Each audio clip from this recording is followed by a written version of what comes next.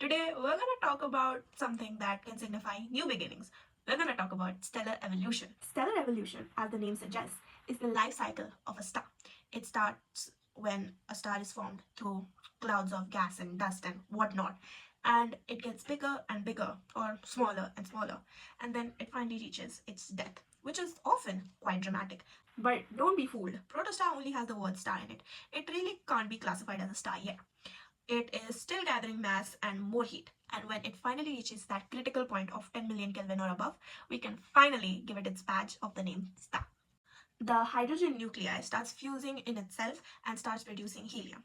This helium starts transforming into a tremendous amount of energy, which therefore proves Einstein's famous and very loved equation, E is equal mc squared. And then, like, the inward pull of gravity and the outward pressure created by all of these processes happening then transform into something known as the hydrostatic equilibrium. Basically, when a celestial object reaches the most stable part of its life, we can say it as adulthood. But of course, the universe doesn't remain calm. Like, the core, as I told you, is now made up of helium, but it still has that hydrogen fuel that's collapsing on itself to create that helium. So what happens when the hydrogen runs out?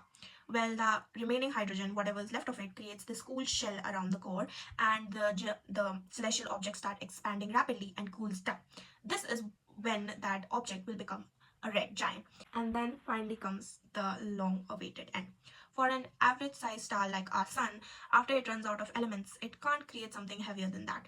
So it just sheds itself into space and creates beautiful things known as planetary fusion.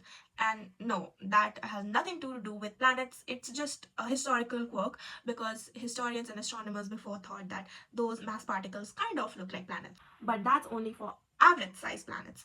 What about things that are much bigger than our sun? Well, I explained this in a previous video, but let me brush up all our memories. So when a huge star, like a lot bigger than our sun, as I already mentioned, when it starts dying, it basically collapses on itself and it starts creating heavier elements.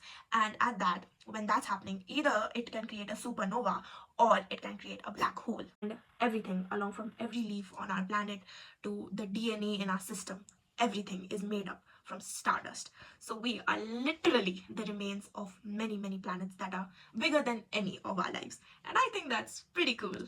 I definitely enjoyed being in front of the camera again and talking about things that I love talking about. And if you enjoyed this video, make sure to hit that subscribe button. And if you already had, don't forget to like, because I'm gonna start posting videos like this daily, I promise. And maybe I'll see you in my next one.